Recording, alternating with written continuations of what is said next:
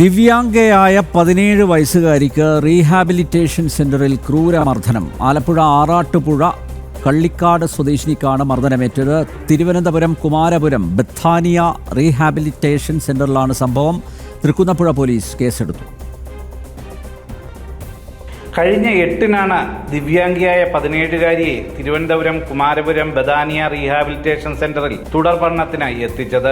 അടുത്ത ദിവസം രാവിലെ അമ്മയെ ഫോണിലൊന്ന് വിളിച്ചു നൽകണമെന്ന് ആവശ്യപ്പെട്ടതിന് കരണത്തടിക്കുകയും കൈകാലുകൾ കെട്ടിയിട്ട് ഉപദ്രവിക്കുകയും ചെയ്തതായി കുട്ടി പറയുന്നു. അവിടെ എന്നെ ആദ്യം കരണത്തടിച്ചായിരുന്നു അവര്. ആദ്യത്തെ അടിയിൽ തന്നെ എൻ്റെ തല അങ്ങ് പെരുത്തു പോയി. പിന്നെ അവരങ്ങ് കൈക്ക് പിടിച്ച് താഴോട്ട് കൊണ്ടുവന്ന്, കൈക്ക് വലിച്ചു പിടിച്ചുകൊണ്ട് താഴോട്ട് കൊണ്ടുവന്നു. അപ്പോഴത്തേക്ക് ഞാൻ അവിടെ അങ്ങ് വീണ് സ്ലിപ്പായി. അപ്പോൾ എൻ്റെ പുറവും നടുവും തലയൊക്കെ ഇടിച്ചായിരുന്നു വീണത്. അപ്പോൾ അവിടെ നിന്ന് അവരെന്നെ വലിച്ചുകൊണ്ട് റൂമിൽ കൊണ്ട് കട്ടിലേ കൊണ്ട് കിടത്തി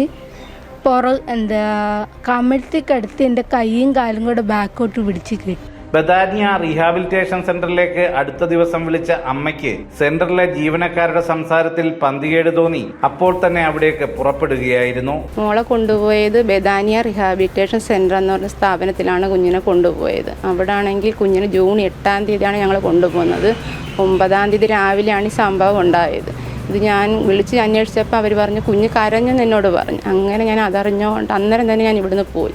അവിടെ ചെന്നിട്ട് അവർ നമ്മളെ കുഞ്ഞിനെ കാണിക്കാനായിട്ട് അവർ സമ്മതിക്കുന്നില്ല. നിങ്ങൾ പോയിക്കോ, കുഞ്ഞിനൊരു കുഴപ്പമില്ല, കുഞ്ഞിന് നല്ല രീതിയിൽ കുഞ്ഞിന് ക്ലാസ്സിന് കയറിയെന്നാണ് അവരിങ്ങനെ പറഞ്ഞത്. തൃക്കുന്നപ്പുഴ പോലീസ് സംഭവത്തിൽ FIR ഇട്ട് കേസ് തിരുവനന്തപുരം മെഡിക്കൽ കോളേജ് സ്റ്റേഷനിലേക്ക് കൈമാറി. സിസ്റ്റർ ജിൻസിയും 2 ജീവനക്കാരും ചേർന്ന് മർദ്ദിച്ചതായാണ് FIR-ൽ പറയുന്നത്. ഇതേസമയം പോലീസ് കേസ് ഒതുക്കി തീർക്കാൻ ശ്രമിക്കുന്നതായും ആക്ഷേപമുണ്ട്. എന്നാൽ കുട്ടിക്ക് നീതി നേടിക്കൊടുക്കാൻ ഏതറ്റം വരെയും പോകുമെന്ന് അമ്മ പറയുന്നു.